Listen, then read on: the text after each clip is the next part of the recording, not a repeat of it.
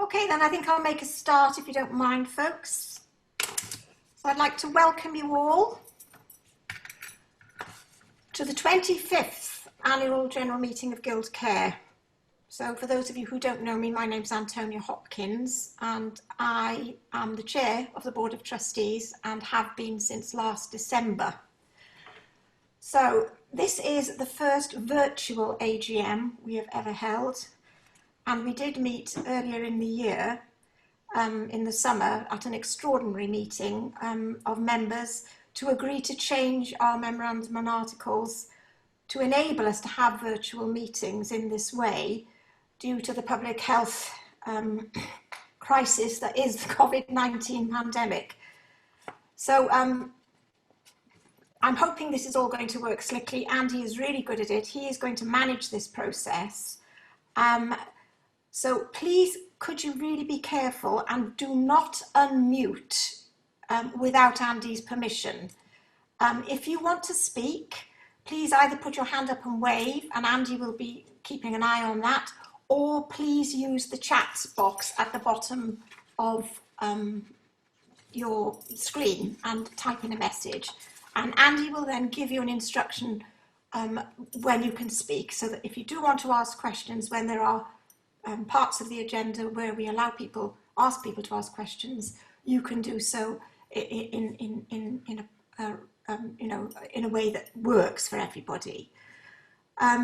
Just a little reminder, if there are people who are actually not members, I don't think there are many, it is only members who can vote during the voting process. At each stage, you will get a little box will come up on your screen where you will be asked to vote, and Andy will keep a count on that. It's just a yes and no vote for everything.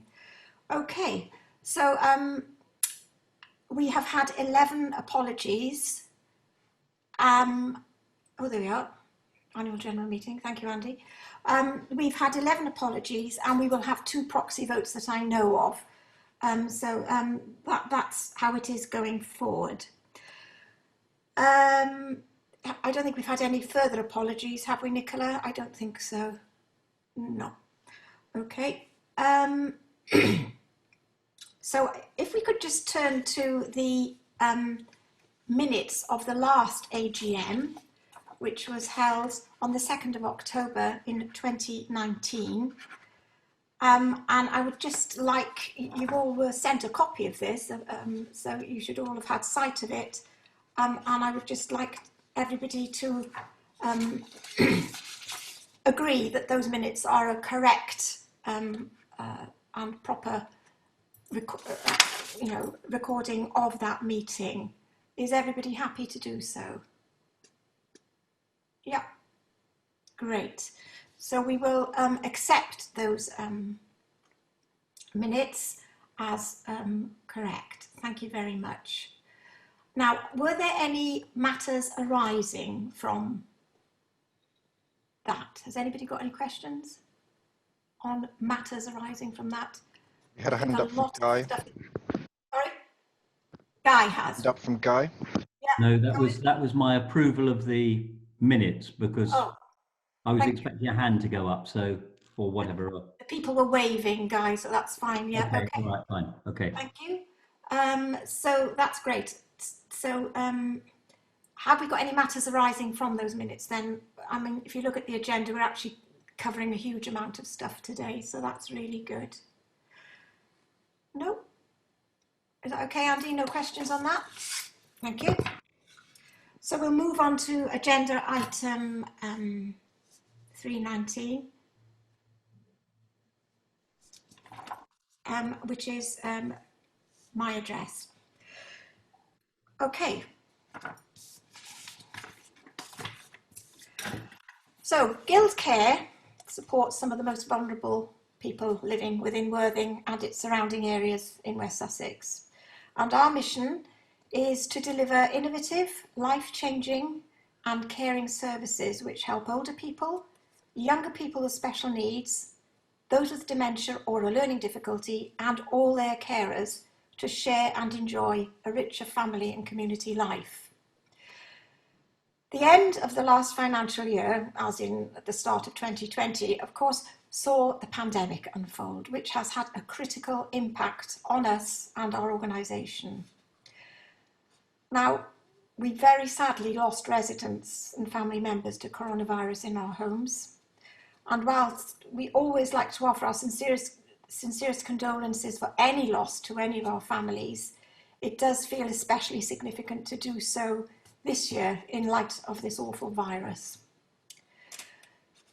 As soon as the impact of the virus became clear, the management team and trustees put together a 6-month emergency plan to protect the organisation, which included utilising the government help, closing or remodelling community services, putting in place infection control procedures to protect our residents, service users and employees, and a restructuring programme to reduce our costs. This plan was successful and meant that we came through the first wave as well as we could have hoped, and as prepared as possible, I think, for the second wave, which is of course upon us now really. And I think we are well prepared for continued existence, if you like, in a post-COVID environment. So starting with our care homes, it's been a very challenging year. We've had 2 CQC inspections at Caergwent and at Linfield House, and both of those came back to us with a requires improvement outcome on some areas. Service improvement plans have been designed and significant work undertaken in the year.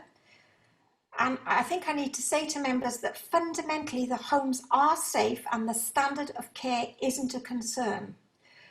But generally speaking, our systems and processes just weren't quite up to scratch, and we weren't able to provide evidence to the inspectors. And that was literally around the systems that we were using. On average, 42% of our care home beds were provided either at cost of care or below during 2019-20, 23% of which were privately funded residents and 19% were state-funded residents. This provision was the equivalent of £2,324,556 of public benefit. In 2019, just for your information, that public benefit equated to 2,385,159, and that was on full market rates for the homes. During the year, Guilds Care's 3 care homes, Caergwent, Haviland House and Linfield House, contributed £793,913 towards other charitable services. In 2019, that sum was £571,155, so more in the last year. Our domiciliary care service. Our home care service provided an average of 1,075 hours of personal care and domestic support to both state and privately funded customers in their own homes each week. Included in these numbers is the Help to Stay at Home contract, which provides a home help service for people with lower levels of need who fall outside of the normal criteria for state-funded provision. The service continues to be affected by the national shortage of care staff, but following the planned review of the service during the year, improvements to the operational management of the service and charging system for private clients has resulted in a break-even position before central overheads applied. Our community services, Guild Care's community services support older people, people with dementia, adults and children with learning and other complex disabilities and their carers through our broad range of day and respite care services. In order to provide these services, Guild Care contributes £450,294, and it was about 100,000 less in 2019. Our All community services were closed to customers at the end of March in line with national social lockdown restrictions due to COVID-19, and most staff were either furloughed or redeployed into our care homes and home care service. Older People's Day services, following a loss of grant income at the beginning of the financial year, and in consultation with customers, Guild Care remodelled our day service provisions for older people based at the Guild Care Centre. The service was relaunched in June 2019 as the Friendship Club, and after initial work to establish the new provision, it quickly became a well-used service, delivering over 8,000 customer places in the year. Dementia Respite Day services. Following our successful tender to our funded time out for carers services with West Sussex County Council, we commenced a new expanded service provision for carers of people affected by dementia. In the year, we provided 5,411 respite care sessions. Adults and children with learning disabilities and other complex needs. Our Gold service, that's Growing Older with Learning Difficulties, was expanded to produce a twice-weekly respite service supporting 1,715 sessions within the year. The Ashdown service, which supported children between the ages of 5 and 18, and an increasing number of young adults between the ages of 18 and 30, provided a range of activities outside of school hours and term times, and provided 10,254 hours of respite for young people and their families. At the Fitzallen Howard Centre and the Birkdale Centre, we worked with adults with varying levels of need by providing 8,388 sessions of supported activities and care. As part of our merger commitment to Worthing and Littlehampton and district scope. Supporting all our services, we provided accessible minibus transport to enable people to attend our centres, and the largely volunteer-led the service is volunteer-led mostly, provided an affordable door-to-door service for over 500 passengers each week, at a cost to Guild Care of £111,791. In 2019, that cost was £139,155. All the services within our centres are provided with the support of customer contributions, West Sussex County Council grants and Guild Care's contribution, which includes surplus from the homes, charitable donations from individuals, organisations and the local community. Our outreach services, our community outreach services are a group of local community-based initiatives that provide information and advice, access to grants, benefits, home adaptations, exercise and well-being to support older people and people with a learning disability and their carers to live well within their own homes. The team supported 1,036 people during the year, a 260 reduction from the previous year due to the ending of a funded contract for a prevention link service. A number of wholly grant-funded services complemented our core provision, which included an advice service for older people that was directly funded by Guild Care, a volunteer-led home from hospital service, and a complementary take-home and settle service, which was designed to help older people to transition back home from hospital after a hospital stay.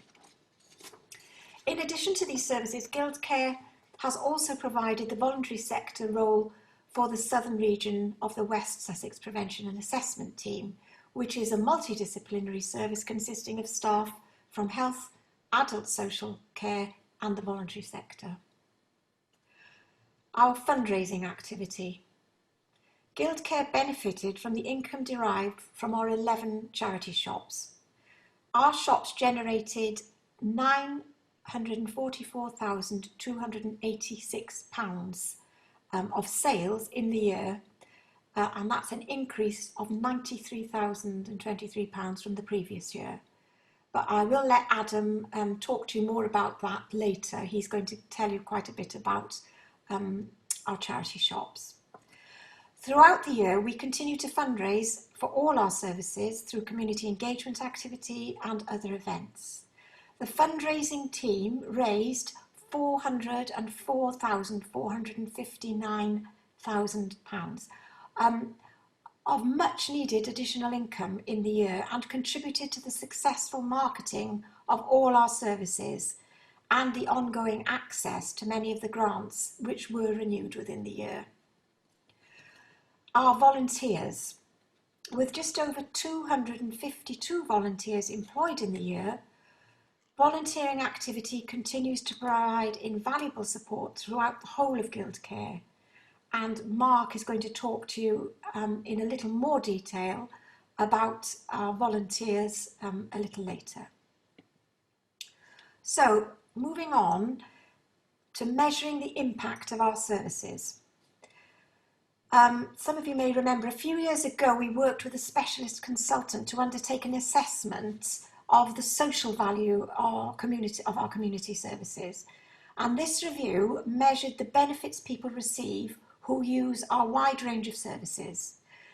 The resulting social return on investment assessment reported that over £11 million of social value, £11 million, was created from a cost of delivery of £1.28 million, giving a return on investment of 8.76 for every pound spent on service delivery. As the overall level of our public benefit has not materially changed since this report, we're confident that the benefit provided remains at a similar level. It has been our intention to repeat this impact assessment this year, but unfortunately COVID-19 crisis has meant that this will have to be delayed until we've understood how we're able to rebuild services after social distancing measures are lifted. So other key business and service delivery achievements within this year include appointing a Director of Retail and a Director of Fundraising, Marketing and Engagement to support future income generation for the charity. We've expanded the number of beds available at Haviland House by 4 to enable more support for people living with dementia. We are increasing the capacity of our hospital services to provide additional support during winter pressures and the COVID-19 pandemic. And as you can imagine, there will be even more of an emphasis on getting people out of hospital and back home. So that will be a very valuable service. Working in partnership with Health and Adult Social Care, we're going to create community hubs for prevention and assessment services to maximise capacity. We are expanding our Gold Day services for older people with learning disabilities by increasing from 1 to 2 days a week from April 2019. A staff member being a finalist in the National Learning Disability and Autism Awards, that was something that happened in year. Developing our day service for adults with complex needs and creating a niche market where people have travelled from other parts of West Sussex to access our service, as the needs of their children with complex needs cannot be met locally. Reviewing our day service for adults with learning disabilities and additional needs and completing independent audits with meaningful care matters. Being awarded a 1-year funding for a new service for adults with learning disabilities aged 18 to 25. We have refurbished the Bradbury Wellbeing Centre to create a person-centred environment there. We have seen the reopening of the annex and starting to deliver services for a range of people, including renting the space to West Sussex Mind 2 days a week. We've completed the upgrade of 3 assisted bathrooms at Linfield House. The baths were upgraded to include features such as music, mood lighting and bubbles. And these changes meant that bathing became an experience that individuals really looked forward to and provided a really calming and relaxing environment for them. We've also in years set up a meal service from Linfield House to Dolphin Court, allowing 15 to 20 tenants to have their lunch delivered daily and to order evening sandwiches, cakes and such items as bread and milk. And this was really a much valued service during the winter months. So, I have to say it was a tough and challenging year, and Alex will go on to outline some of the plans for this coming year. But at this point, I would just like, on behalf of the Board of Trustees, to thank all the staff of Guild Care for their dedication, their commitment and their caring attitudes. It has been the most challenging 6 months and they have all stepped up. And I really want to say how very much we value you all and how very much we value the work you do. You've really gone the extra mile.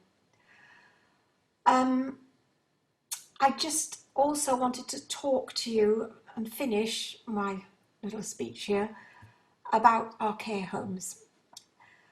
So as part of our improvement plans following the CQC inspections, we recently commissioned an independent report to check on the progress of our work. Now, unfortunately, in one of our homes, Linfield House, the report indicated that the improvement plan we had in place was not working effectively, and we had to take some further action. Now, this resulted in Suzanne Millard, our CEO, requesting to be seconded to a role to oversee the care home improvement plans herself. This is just a fantastic thing that she has done.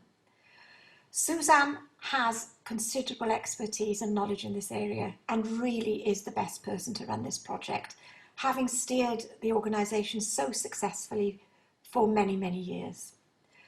So to free Suzanne up to focus on this project for an interim period, we've asked Alex to step up to the CEO role. So I hope that explains what has happened. Now, although at this point in time Suzanne's move is temporary, I would really like to take this opportunity to thank her for her courageous leadership during the last 6 months in what has been the most challenging of times. It really has been hard work, I can tell you. And I can say, without fear of contradiction, that if it hadn't been for her diligence and excellent organisational stewardship over the last 11 years as CEO, Guild Care would absolutely not have been in the financial position to have survived coronavirus. So that is a really heartfelt thank you to Suzanne. I'd like to thank you all for your continued support and interest in Guild Care, and I do look forward to talking to you next year about this year's achievements. Thank you. Are there any questions?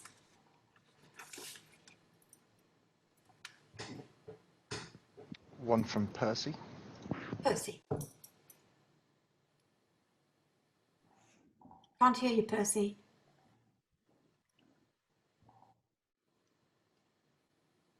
That's better. Can you hear me now? I can, yes. Yeah, just 2 points. One, not actually a question. I would like to propose a vote of thanks to Antonia for stepping up to the chairman's role at very short notice without any knowledge of what was going to be ahead. I think you've done, your medical knowledge has really come into its own through this really difficult period. And I personally would like to thank you and make that a proposal of a vote of thanks. I would second that. Thank you, Guy. Thank you. Thank you very much. Thank you all. Thank you. My other actual question was, could you just repeat the total fundraising amount again for me? Sorry to refer you back to your notes. No, that's fine. Fundraising, where was that? Let me see. Yeah. So Guild Care benefited from the income derived from our 11 charity shops. Is that what you wanted? Yes, it was the Charity actual shops fund. generated £944,286. And that was from the shops. Yeah. What about events? Is that 404,459. And that was a significant amount more than the year before. oh, excellent. Thank you very much, Antonia. You're welcome. Any other questions, Andy? Anyone want to give a wave? No? We're all good. Thank you. I've got somebody here in the chat box. What's that say? That's me. I was just putting the fundraising amounts for you. Okay, cheers, thank you. Right, that sounds excellent. Thank you very much. So the next agenda item is the presentation of the annual accounts, and I'm now going to hand over to our CFO, Warren Fabes, and he has a presentation which is now going to go up onto the screen for you all to see. Warren, I hand over to you. Thank you, Antonia. Hopefully you can see the slides. I'm going to run you through the annual accounts for the year ended in March 20. Next slide, please.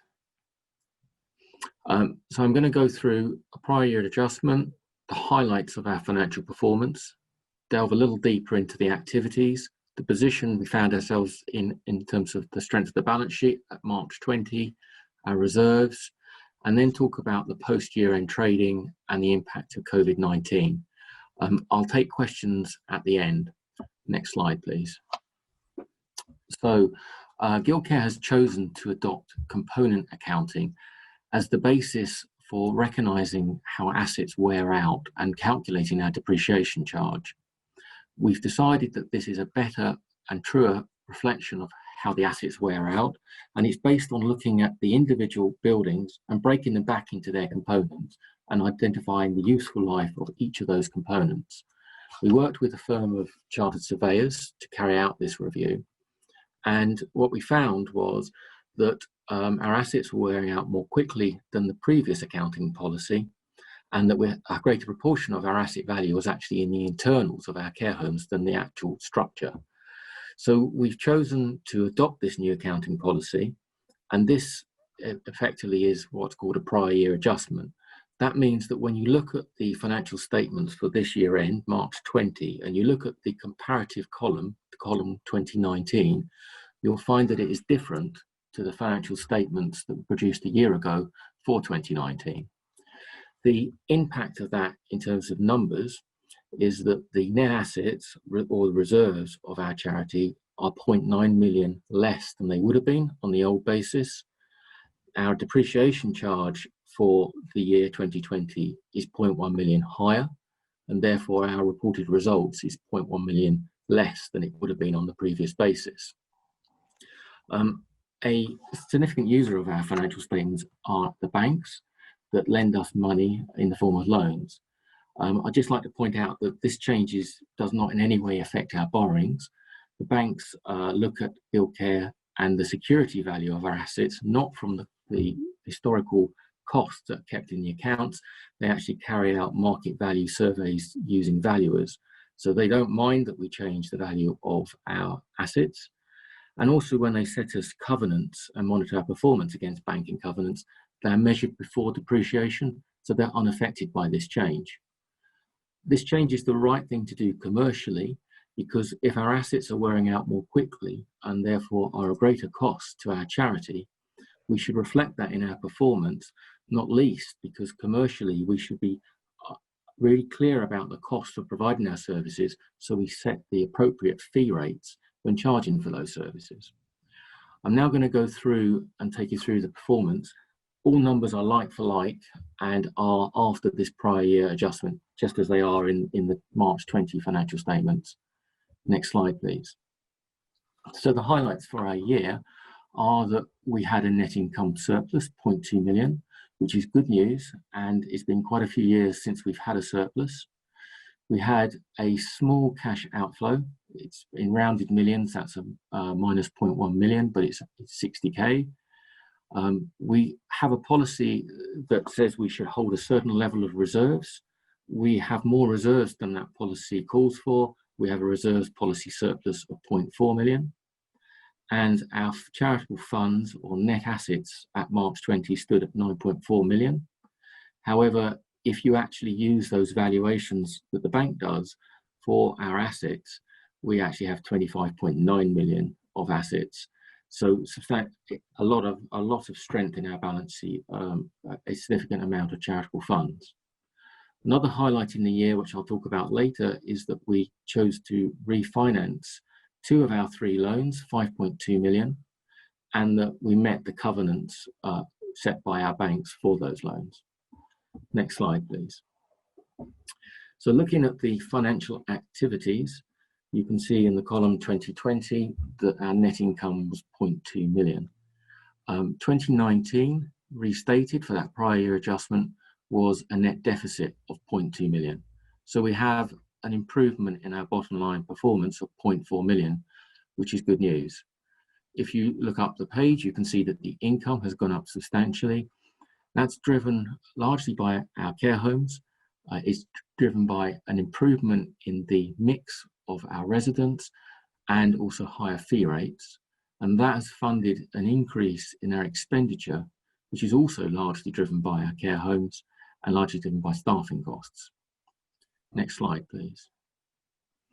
Taking those 2 years' performance and breaking them out into the segments of Guild Care, you can see at the top of the page, the residential, that is the care homes, that has improved from 0.6 to 0.8 million. It's important to remember with the care homes that their performance is stated after actually providing charitable benefit in the form of subsidised or discount care fees to residents. And in the year 2020, 2.3 million of subsidised fees was granted to residents of the homes. So from a commercial perspective, if that hadn't been granted and we'd been a commercial organisation, instead of 0.8 million, it would have delivered 3.1 million. Looking at the next line, donations and legacies, as Antonio just explained to Percy, the income has gone up significantly, and that's translated into an increase in terms of the net income bottom line performance. It's gone from a 0.1 million deficit to a 0.1 million surplus, which is good. Charity shops in rounded millions has stayed as a 0.1 million deficit, and I'll pick up on that on the next slide in more detail. Our other income, which normally is a small amount of money, has just rounded up to 0.1 million. It's only a slight change. Home care is another form of us providing our public benefit, and it's remained at a 0.2 million deficit. Community services has increased from 0.4 to 0.5 million deficit, but really that's rounding. In 2019, it was, I think, a 445k deficit. I think it's a 450 deficit in 2020, so £5,000 more deficit, but it rounds up to an extra 0.1. Next slide, please. So if I talk to retail, over the last couple of years, we've been developing an approach in retail that would mean that if at some point the charity needed to exit from retail, it could do in a way that would minimise the cost of restructuring, the cost of closure. To do that, we've been looking to align all of our leases around a common date, because the way that retail works is that you have quite a lot of infrastructure costs to service your shops, and having the leases all aligned to different dates for different periods of time would mean that if the charity ever wanted to exit retail, it would be a costly exercise, because you'd have to wait for the shops to slowly drop off and then the infrastructure cost to be exited. We chose October 22 because that was the end date of our longest lease. And so we're working and considering August 22 as being the date at which we could economically exit retail if that had to happen. And we're trying to maximise our return between now and August 22. In terms of 1920, we looked at retail and we concluded that there was the option with retail that it could actually become a consistent performer and deliverer of charitable funds. So the decision was actually made to invest and bring in Adam, who will speak later, as a director of retail, but also to invest into the infrastructure of our shops. So we knew that 1920 would be a year of net deficit. However, it was also impacted in the month of March 20 by reduced takings and closures due to COVID-19. So the 145k net deficit is larger than the year before, partly because of investment and partly because of the impact of COVID-19. However, I wanted to move on and then talk around, since the easing of the lockdown, how has retail performed after this investment? And I'm pleased to say that in both July and August, the trading has substantially improved on pre-lockdown levels. And it is now operating at a performance level where it would be delivering a small net income surplus. We're also, in terms of our retail operation, received external support to grants and furloughs in the 3 months up to the 15th of June when the shops were closed. Subject to the level of further lockdowns we might see in the second half, we're expecting that retail will deliver a surplus, not just because of the underlying performance, but because we've actually received more in those retail grants and furlough than the loss of the 3 months closure. But Adam will talk more about retail later on in the presentation. So next slide, please. As a charity, our purpose is to deliver public benefit. And to deliver public benefit from a financial perspective actually means a net cost to us as a charity. Therefore, we have to balance our ability to deliver public benefit with the funds that are generated by the commercial part of our organisation. And the commercial parts of our organisation are the homes, they are retail, and they're fundraising. The charitable part are the subsidised fees in the care homes and the cost of providing the public benefit through community services and home care. To have this balance means that we can work in a sustainable way going forward. Next slide, please. So this slide takes the results for 2020 and 2019 and splits them into these two dimensions of the commercial performance and the charitable public benefit. And what you see in 2020 is that the commercial performance was greater than the public benefit, and that gave us our 0.2 million net income. And in 2019, you'll see that it's marginally behind. On average, over the last 2 years, the commercial performance has paid for the charitable public benefit, which is a substantial £3 million and is consistently being delivered in both of the years. Next slide, please.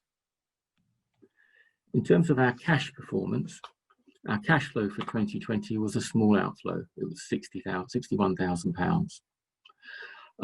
And for both 2020 and 2019, it's been just slightly less than a break-even cash flow, which is good.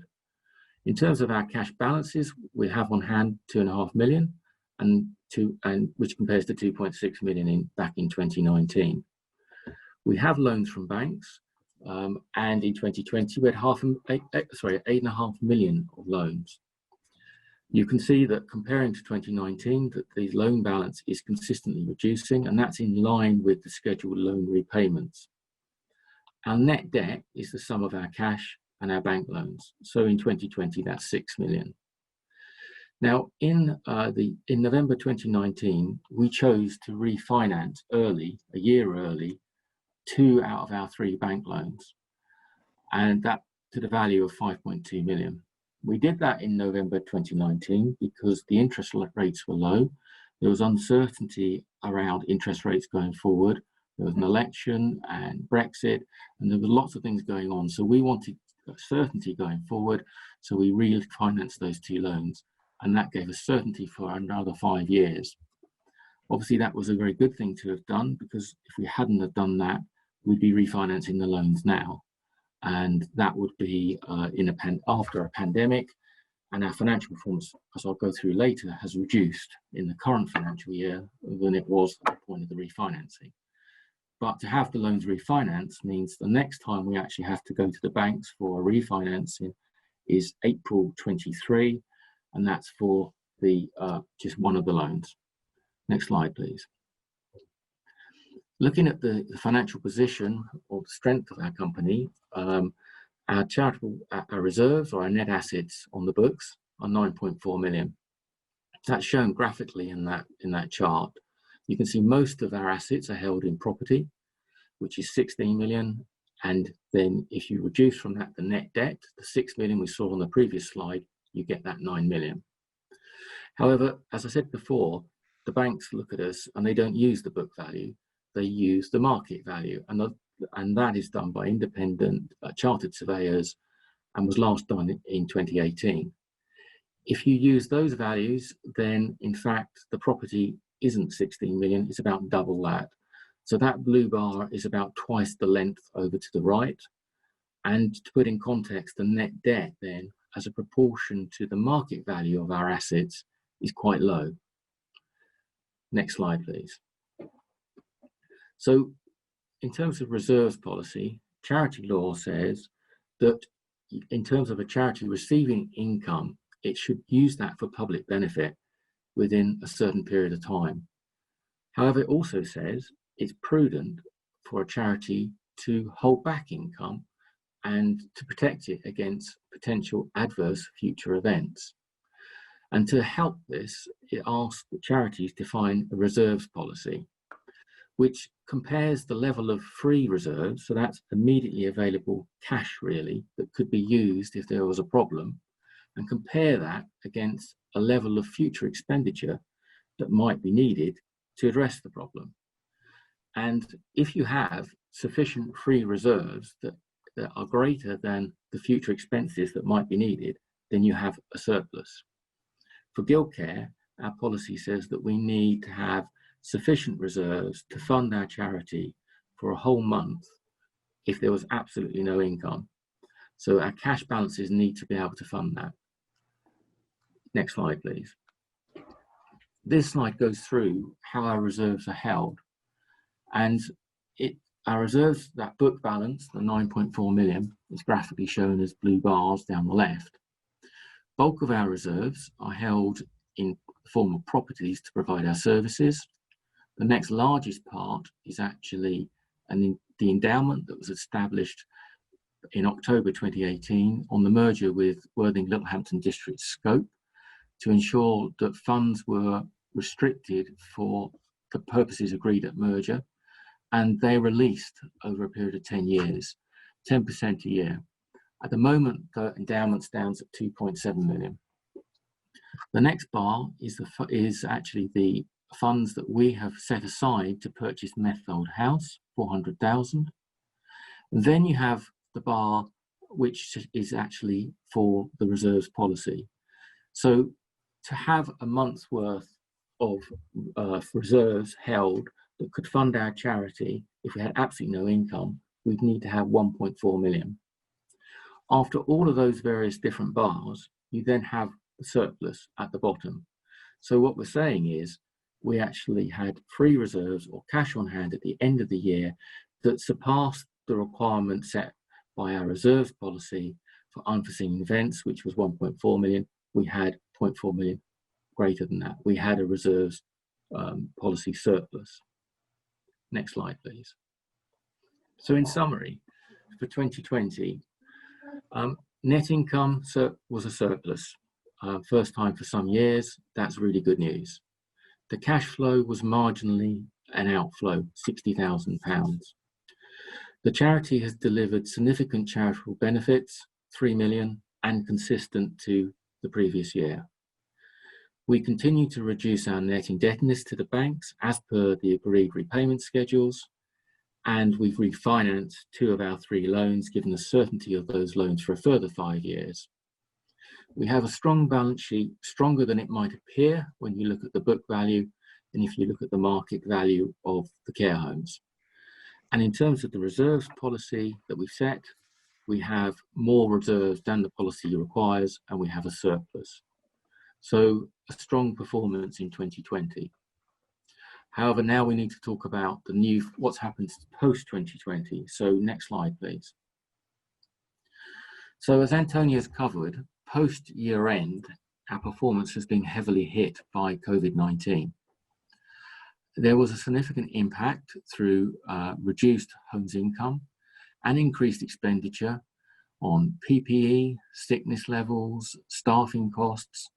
Our day services were suspended and our shops closed and didn't reopen until the 15th of June.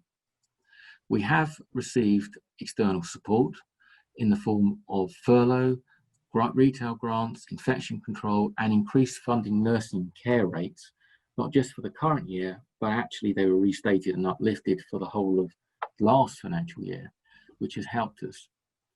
However, where we stand after the first 5 months of trading is actually with a net deficit of 0.4 million.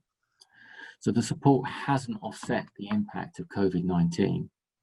As Antonio mentioned, we have undertaken a restructuring, a redundancy program that is charged in that first 5 months. That was a cost of 200,000. And so without the restructuring, we were a 200,000 deficit in the first 5 months. Next slide, please. In terms of our financial statements and the approval of our financial statements, the board has to consider the going concern basis, which is the principle under which these financial statements have been prepared. And it has to establish whether there's a reasonable expectation that the group has adequate resources to continue in operational existence for the foreseeable future, and that being a period of 12 months after the date on which the report and the financial statements are signed. Factors to consider in establishing that are our position. So both at the start of the financial year, financial position is our balance sheet, where it was at the start of the year and at the point of signing, our plans for future development, the risks we face, and our access to finance and debt facilities. And we've talked about the loan refinancing. And do we have adequate resources? Next slide, please. To do this, various models, COVID scenarios have been modeled. We've looked at the impact on the business of the first wave of COVID, and much has been learned from that, but we've assumed what would happen if there was another wave of COVID, either a second wave, or in fact a second and third wave of a scale similar to that experienced in the first quarter. And our scenarios would indicate that potentially the deficit for this year could be 1.5 million. Next slide, please. So to consider the going concern principle, we have to look back and see, firstly, how have we traded before COVID? And you can see that we had a strong trading performance in 1920. You know, I explained that we have a reserves policy surplus. At the start of the year, we had £2.5 million of cash on hand. Today, we still have about £2.5 million of cash on hand. Our borrowings are sitting at 8.5 million, just been refinanced, and the first loan's not due for refinancing until April 23. However, those loans are very low as a percentage of the security. The market value of those homes means that they're only 29% of the value of the homes. And talking to our bank, we believe that if we needed to, we could borrow further funds against the security of the care homes in the unlikely event that we would need further funds to see us through this sort of the pandemic and the crisis that we're in. So going to the next slide, please. The trustees are satisfied that the level of reserves that we have is sufficient and have concluded that that Guildcare is a going concern over the foreseeable future. Also, from looking at the various scenarios, we've concluded that there is not a material uncertainty over the going concern of Guildcare, and so the statements have been prepared on the going concern principle. Next slide, please. So that was pretty much everything I was going to take you through, and I'm very happy to take questions. One from Roger Smith. Hi, Roger. Can you unmute yourself, please? You're on mute, Roger. Hello. Hi, Roger. Hi, Warren. You stated that we'd met our covenants. What I was interested in is what the level of occupancy is, due to the fact that presumably we've lost occupancy levels because of the crisis, and have the banks taken that into account when saying that we've met our covenants, because our occupancy was quite an important covenant. Yeah, we have three principal covenants which were met at March 20. One is EBITDA, one is actually the occupancy, which says that the previous 12 months needs to be 90%, or we have to be greater than 90%. And the other one is about the amount of cash we have in the bank and making sure that it exceeds £750,000. We met all of those at March. Where we stand at the moment, one of the EBITDA covenant is only tested every March. So that's tested next March, and we've signalled to the bank that we expect to breach that covenant, and based on that forecast that I said, 1.5 million, they understand that, and I think, and we were speaking to them actually this week.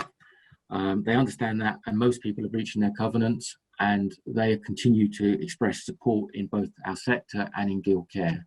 In terms of the other two covenants, the 90%, we don't expect to breach that at the moment, looking at our various scenarios, but we're closer to that than we would like. Normally we operate around 97%. We have dropped down to the early 80%, and we've recovered back up to 90% at the moment. So rolling 12 months, we should be okay on that one. And the third one, the cash cover, at March next year, we should be okay on that one too. So we've signalled 1 out of 3 breaches, but that a recovery in the subsequent year that would put us back in a situation where we meet all 3 covenants. Does that answer your question? Yes, thank you. Thank you, Warren. No worries. Is that a question from Richard iPad, or just a hand wave? I guess not. Hazel has said, congratulations, Warren and team, for keeping Guild Care on track in such difficult conditions.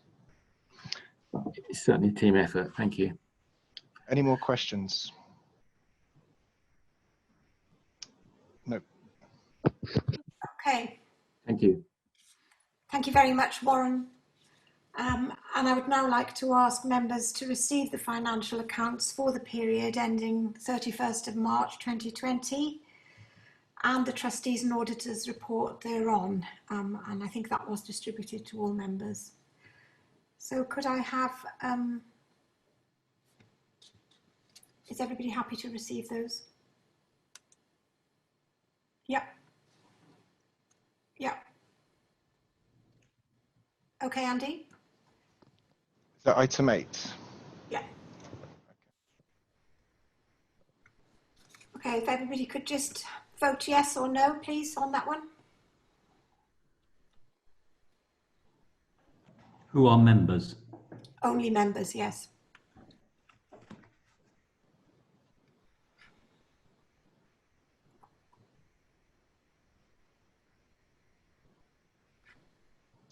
That must be it. 20 members. Okay. Thank you. We'd now like to approve the reappointment of Crow UK as auditors, and to authorise the trustees to fix their remuneration. That is item 9, and you now have that. If you could vote on that, please. Thank you.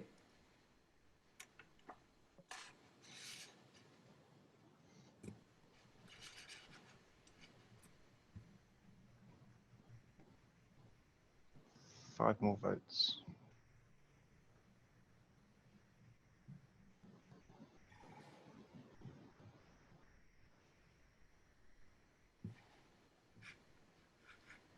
We've only got 15 this time, Andy. Why is that?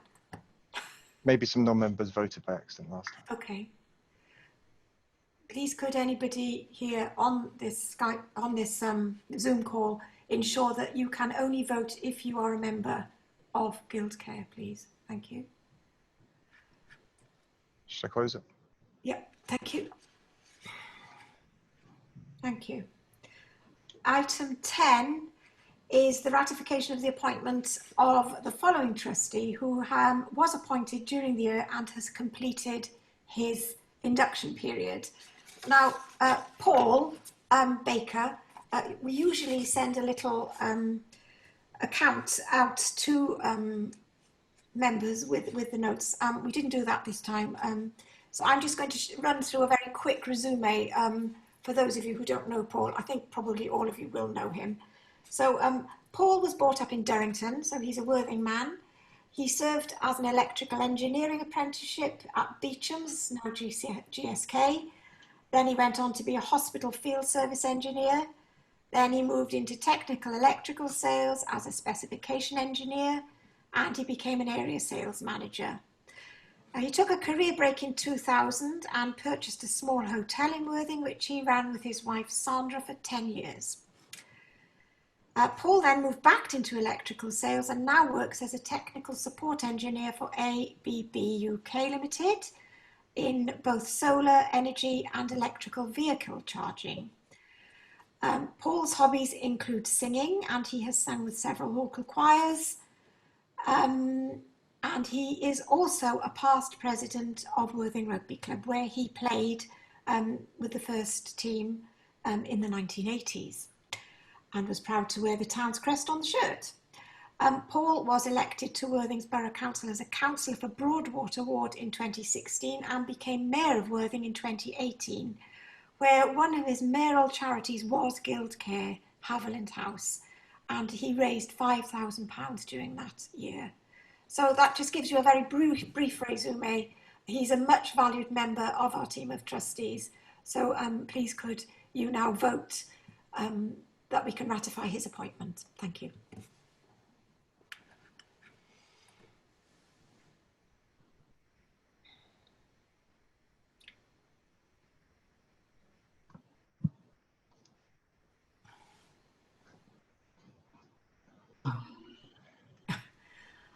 Are people voting? It's going down.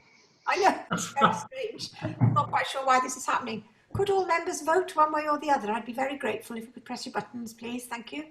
Just please put your vote for cursor Paul. on the yes. Are we allowed to lobby for Paul or not? He's a genuinely good guy.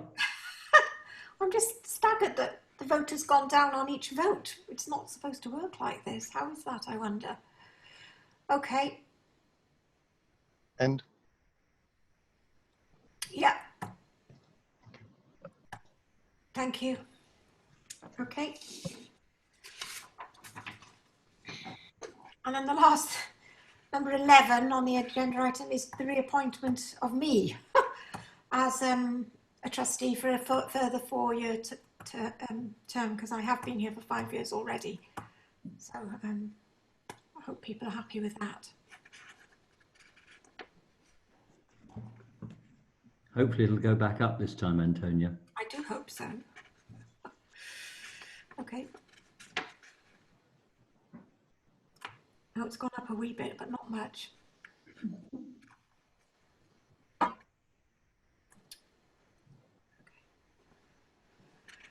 Okay. Okay. Okay, thank you. You can pull that one down now, I think, Andy. I don't think there's any more going to go on that one. Thank you. The next thing we want to do is to sanction the reappointment as Guild Care members of the following trustees who have now stood down during this last year, and that's Percy Noel and Doris Richards. Thank you.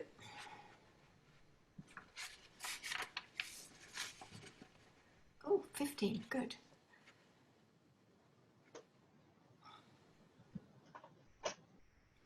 Right, the Lovely, thank you very much, Andy. You can pull that one down.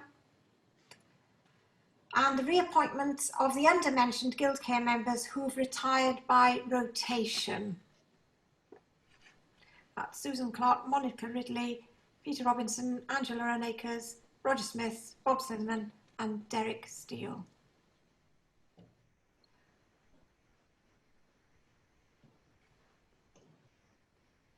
Oh, more, good.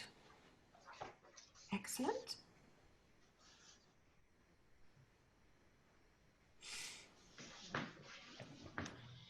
Okie dokie. Thank you. Item 14 is that we would like to thank the following retiring trustees and members who have resigned during the year and who no longer wish to stand for re-election. And they are Susan Clark, Adam Ryder, Peter Baker, Carol Roberts, Ashley Jacobs and John Digby. Can you put the next one up, Andy, please? That was the last poll, number 13. Thank you. Okay. So we're just thanking, you don't have to vote on that, on number 14. Lovely. I'm now going to hand over to Alex Brooks Johnson, who is our interim CEO, and he's going to give you the Chief Executive's address. Thank you. Alex, over to you. Thank you, Antonia. And I'm glad there's no voting as part of this. This part is quite brutal, isn't it? So Guild Care has been part of the community in and around Worthing for over 85 years. It's survived a world war, 3 global recessions and countless local challenges along the way. What it has clearly managed to do better than most is continually adapt to what's going on around it, flexing services to meet need, and in recent years, as you've heard from Warren especially, be financially successful. What the organisation faces today, however, is above all else a challenge of relevance. Are we providing what the community really needs? Are we able to put our hands on our heart and say that Guild Care as a charity, is it providing support to those that really need it in the way that they really want it? Who are the community and what impact do we have on their lives? And how can we change their lives for the better? The answers, like many answers to these types of questions, is a case of yes, no, maybe, of course, but they're questions that we're asking ourselves at the moment, and we're absolutely committed to finding answers to. So as you've heard from Antonia and Warren, we had a really good year in the last financial year, up until January, when the whole world changed. Even then, we reacted quickly. We put robust plans in place to protect Guild Care, and as a result, to protect the people that we serve. But now we're facing those big questions. Who do we need to help, and in what way? Are there people in Worthing and the surrounding area that are crying out for something else? Have desperate situations been made even more desperate by the pandemic? It's an honour and a privilege to be asked to lead the organisation through these challenging times. What I wanted to do this afternoon was give you an outline of how we intend to go about answering some of those questions and how we intend to move forward as an organisation. So ever since the first wave of COVID began to subside, we've been busy planning, putting together strategic plans for the next 18 months. We had made provisions for a second wave, even though we hoped it wouldn't arrive. We made sure that we were in the best possible shape financially, had the most appropriate staffing structure, and had our lockdown actions pre-prepared and ready to go. And then it arrived. And what this second wave of COVID has helped us realise is that while it's essential to have a plan and have scoped out various scenarios, including the most likely outcome, it's important to remain flexible and open to change, so that the organisation can be agile, flexible and adaptive to the environment. So we have a set of clear strategic aims for the next 18 months, which will inform our direction of travel. We've developed strategies to help provide the framework for us to achieve these aims too. We've tried to involve as many people as possible around the organisation so that everyone feels a sense of ownership of the plans, and that they're produced with frontline knowledge, with a client's voice, a resident's voice, and our expertise at the core. But what we've also been developing is something which I think is even more useful than a set of guiding strategic aims. We've been creating an organisation which is fit for purpose in a world susceptible to constant daily change. We've been tested to the limit in terms of our ability to keep people safe in the most challenging conditions. We've been tested to the limit in terms of our HR processes and in terms of keeping up good working relationships remotely. And we've been tested to the limit because we've had to say goodbye to so many members of our team through a restructuring, some of whom have been here for a very, very long time. But as painful as all that has been, Guildcare has come through it. And not only have we come through it, but we are more resilient, we're braver, and we're stronger in many ways than before. And we're determined to dust ourselves off and build a Guildcare that's fit for the future. So I just wanted to take the opportunity to thank the staff team for the incredible job they've done over the past 9 months especially. Our care staff have worked tirelessly in our care homes when their colleagues were isolating or shielding, and some staff even staying away from their own families so that they could work safely in our homes and keep our residents secure. Our home care team continued to operate throughout lockdown, providing vital services to our community-based customers. Our community services team kept up services to their clients in a variety of different ways, using technology, good old-fashioned telephone, and home visits wherever they could to keep that critical lifeline of support going as best they could. Our domestic team, our maintenance team, our drivers, all working and volunteering to go beyond the call of duty to enable Guildcare to keep up its promise to the community to always be there. To all of our support services staff and our office staff who kept performing and smiling most of the time while working from home, separated from their colleagues. And for everyone then to have to go through a restructure after all of that, I wanted to say, to take this opportunity to thank you for your commitment to Guildcare.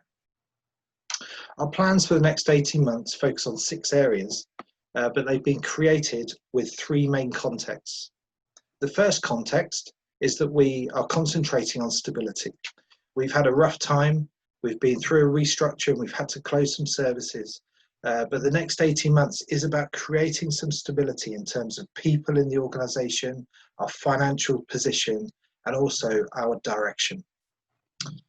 The second context is that although we want stability, at some stage we'll want to rebuild, grow and develop new services, new innovations and rebuild the organisation. So we'll spend the next 18 months planning for that. We'll be listening to the community, importantly, and learning about what they want and co-producing services with them and for them. The third context is that we've recognised that our care homes offer the best opportunity for Guildcare to be able to fund our charitable provision in that balance that Warren showed you in his presentation. And that this thinking should then inform how we present Guildcare externally. So what are our strategic aims? So we've recognised that now is not the time to be thinking about the next 5 or 10 years because everything is constantly changing. So we've decided with the board that 18 months is a good time frame for us for our next set of strategic aims. So they're in 6 areas. The first is in our services. So we've got 6 aims in our services. The first is to undertake a needs analysis to understand the needs of our community, as I've mentioned before. The second is to complete some market research to understand the needs of our care home customers in what is a constantly changing environment. The third is to develop our specialism in working with 3 groups of people: older people, people living with dementia, and people with learning disabilities. We've got an aim that all our regulated services will be at good or outstanding by the end of the 18-month period, and that we will maximise the occupancy wherever we can along the way. And then the 6th point is to review and adapt our services in line with the needs that are coming out from our needs analysis. In terms of communications, we want to review Guildcare's brand. We want to increase our community brand awareness so that not just everybody knows who Guildcare is, they know what we do and what we're planning to do. We want to build an effective internal communications program to support these changes. In terms of impact, We've got 3 aims in our impact section, and they're about developing the themes of reducing isolation, improving the quality of life for the services, to develop services. And we want to understand our impact and our social impact better by creating a theory of change or theories of change to support our services and all of our work. We want happier and more engaged employees. We want to embed a set of values across the organisation. We want to create a management and leadership framework to support our development. We want to build a performance management culture, adopt a person-centred approach, and develop a meaningful volunteer strategy, all within our people section of our strategic aims. In terms of our financial situation, we want to have delivered a commercial surplus from our care homes, which means that we can deliver the charitable purpose that Guild Care is set up to deliver. We want to ensure that our plans are as well resourced as they possibly can be to give them the best chance of success going forward. And we want to improve our financial performance so that we can, at some stage very soon, start to replenish the reserves that will have taken a hit through coronavirus. And then we want to develop a strategic plan for increasing our fundraising locally. And then finally, in terms of our infrastructure, we want to reduce our carbon footprint, like all responsible organisations should be. We want to create homely and safe environments, which fits very much with our theory and our approach to delivering care in homely environments. We want to look at our business systems and see where there are opportunities to modernise them. And we want to explore where we might potentially be able to work with other organisations locally to share our support services. So I'm sorry if all that sounds a little bit dry being read out like this, but they do really represent some exciting developments, including not least really, but the deeper understanding of our community and of our impact as an organisation. And I think the other exciting thing for me is being the best values-based employer that we can be for our employee team. So our team are going to be writing comprehensive plans based on those strategic aims to outline how we're going to achieve all of this, with a view to maintaining a finger on the pulse so that we can adapt and respond as the world changes, as social care changes and as worthing changes. But we can't and shouldn't tackle these challenges alone. We want to be building effective partnerships with our community, including local authorities, our health and care sector partners, our voluntary sector friends, amongst others, to form powerful collaborations wherever we can. These are tough times, and they're going to be more tough times ahead. And I know that there are people on this call who are thinking about how to deal with exactly the same challenges as me. And I firmly believe that we'll be stronger together and be able to deliver more impact for the community by working together. I'm in this privileged position as Guild Care Chief Executive for an interim period. And my role, whilst challenging, has been made much easier by the fact that Suzanne Millard has done such a brilliant job over the past 11 years as Chief Exec, and for a few more years before that as HR Director. So I'm really pleased that she's still here, driving forward the progress in the care homes in that seconded role. And I want to take this opportunity to thank her for the support she's given me personally. And finally, thank you to everybody here on the call for your interest in and the support of Guild Care. And I look forward to working with you all in the future. Thank you.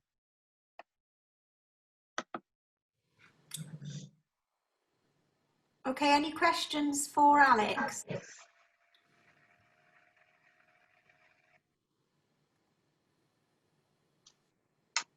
Andy? Nope. Can't see anything.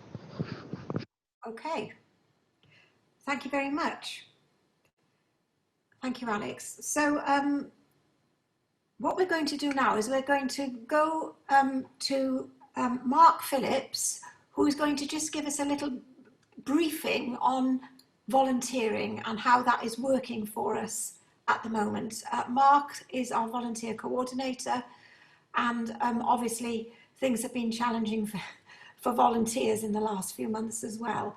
So Mark, if I could ask you to take over and give us your presentation, please. Thank Yes, you. certainly. I'm not going to be using any slides. I'm just going to be talking to you. So I just wanted to open by, first of all, saying a massive thank you to all of our volunteers. Without our volunteers, not just in the last 12 months, but since we first started, we couldn't have got to where we are without them. And we still certainly need our volunteers to take us into the future as well. As you said, Antonia, in your earlier address, we back in March, we were looking at around about 252 volunteers. That number always fluctuates, but we are sitting at present with 316 volunteers working across a lot of our services. And just really as a snapshot, as I wanted to give today, to give an idea of the challenges that we've faced. I certainly don't want to take away anything from Adam's presentation, so I'm not going to drill down too deep, Adam, with regards to retail. But the vast majority of our volunteers, as we are all probably aware, are supporting us and helping us in our retail sector, in our charity shops. We had a major challenge, not just the shops being closed, but when they were reopened, we couldn't necessarily bring back the majority of our volunteers because they were over a certain age. So the massive challenge there was finding younger volunteers and those that were deemed to be healthier, as it were. So that was a challenge to begin with, which as a team, not just myself, but also the retail team as well, retail department as well. I think we really met that challenge. Secondly, the challenge has also been for services that have come back online, such as home from hospital. Again, the problems that I faced there is that a lot of those volunteers were 70 and over, so unable to come back and return as volunteers. So once again, I've been finding as volunteers, and just to give you an idea where I've been able to find new volunteers, I've been turning every stone over in Worthing and West Sussex. So I've been, for example, with retail, I've been drilling down into the schools and the colleges because we've got lots of students at home that couldn't go back to school, were twiddling their thumbs and wanted to do something for their local society. And likewise with Home from Hospital, very successful through Community Works, the local volunteering hub, and likewise with Indeed as well. And the other area that really is very much in need of support, ongoing support with volunteers, is our transport team. As those services begin to wake up and come back online, the desperate need for more volunteers. So that's going on as well. But what I'd really like to end on is talking about how my intention with regards to volunteering, looking right across Guildcare, is that there really needs to be, and there's going to be, a culture change with regards to volunteering and volunteers. We're going to be seeing in the future volunteers supporting us, helping us in every single service, in every single department. Because at the end of the day, if we have volunteers working with us in that way, we don't have a cost against that individual supporting us and helping us. And it's really going to help the bottom line financially for us as well. Plus the fact, my great intention is to bring on board far more skilled volunteers, those that can potentially bring skills that Guildcare don't happen to have at the moment. So those are just a few headlines of the stuff that I'm busy with and have been busy with. Mr. Ryder has kept me quite busy over the last 9 months, and he's going to tell you that story right now. Thank you very much, Mark, for that. I'm going to hand over to Adam now, and perhaps we can take questions from these two presentations at the end. Adam, could you give us your discussion that you're going to talk to us about around retail, please? Thank you. Certainly can. Could you place the first slide up, please? So I joined the business from being a trustee to director of retail in November. And it was very clear to me at that point that because of the historical position of not contributing to the charity, that I needed to create a plan that would make us what I called ready for success for the current financial year. So the plan really was headed, and the phrase we used around retail was to be ready for success in 2020. So my plan really had numerous tasks in it, but it basically was underpinned by 9 points. So the first one being that it was very clear that in our warehouse and the back areas of our stores, we had quite a lot of refuse, broken items and non-saleable goods. So point one was to clear from our warehouse, from our back areas, all of the refuse and all the non-saleable goods for the reasons that will become apparent in a second. What was also apparent in our stores, that whilst we had stores, they were underinvested in terms of fixtures and fittings to display stock. So I requested some finance and some investment, and we spent some money wisely on purchasing quite a considerable amount of fixtures and fittings, so that as we ramped up our stock, we had areas to display. Because there was a lack of fixtures and fittings in stores, there was quite a lot of saleable stock that was stored in the back areas, and obviously customers can't buy from the warehouse. So having received all the fixtures and fittings, the next step was to bring more stock onto the shop floor and merchandise all of the products for sale onto the fixtures and fittings and use the space better. There was some cost within the retail business that my plan was to reduce, and within the retail store existing footprint, to look at individual stores to see if there was any way that we could grow the retail space by maintaining the cost that we had to run the shops. And in actual fact, there were 3 stores that I identified with some investment in some building work and some creative thinking. We could grow the square footage. And of the 3 that I identified, we actually completed the task for 2, i.e. the greenhouse and Littlehampton. And over the course of a period of time, we grew the retail square footage of 2,000 square foot in the greenhouse, and in our Littlehampton store by 300 square foot, which is quite a considerable amount of retail space. During this period of time, identified that our stores really weren't conducive to the brand. They was a bit tired and needed some investment in. So over a period of time, we redecorated, completed maintenance, upgraded lighting, etc., and re-merchandised most of the stores, but in particular Broadwater, Warwick Street, Rustington, Goring and Rowlands Road.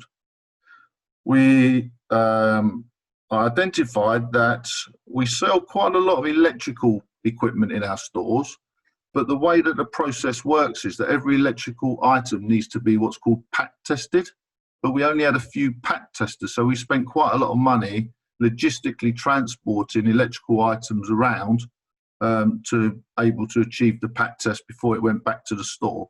So we went through a process where all store managers were trained to be a qualified pack tester, and then in turn we invested in pack test equipment for all stores. We recruited all vacant positions, and as Mark just alluded to, we started a plan to increase our volunteers, because the volunteers are absolutely critical to the success of our retail business. And we created a plan called 1240, which is 12 locations, 40 volunteers in each. So 11 stores plus the donation centre.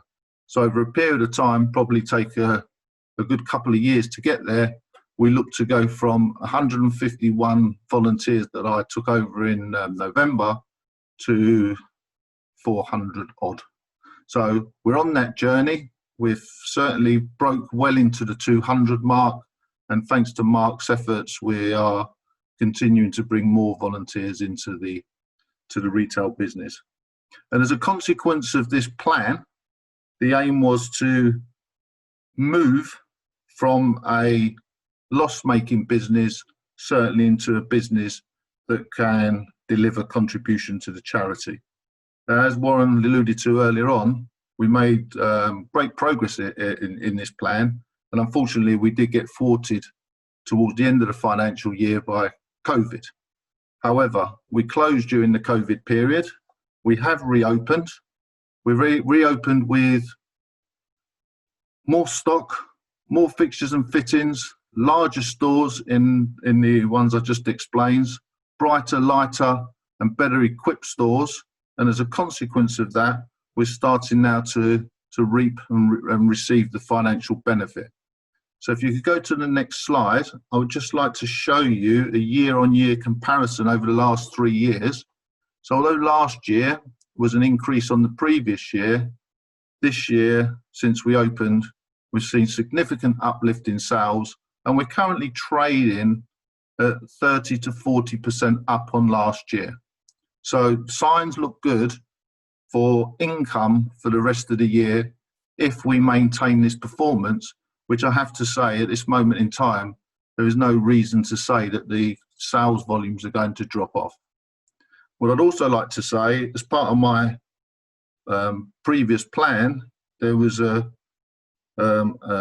desire to reduce our cost, and I've also reduced the cost of the business quite considerably through the local latest redundancy program. So in addition to increased sale and running a business with less costs, I'm pretty confident that we'll move certainly into a positive contributor rather than the loss contributor that Warren outlined earlier on.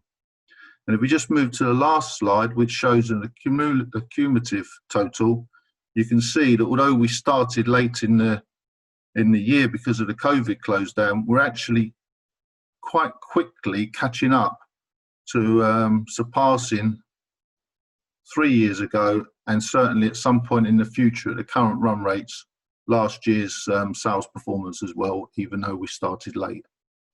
So that's just a flavour in the interest of time. I'm happy to take questions, but that very quickly was my plan, what we've achieved and the performance results since we've reopened from COVID that will move us from a minus position into a positive position by the end of this year.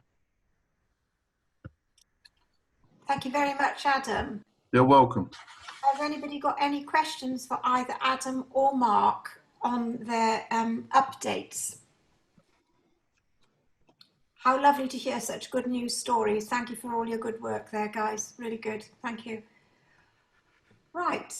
Well, I think that brings us to the end of this year's AGM.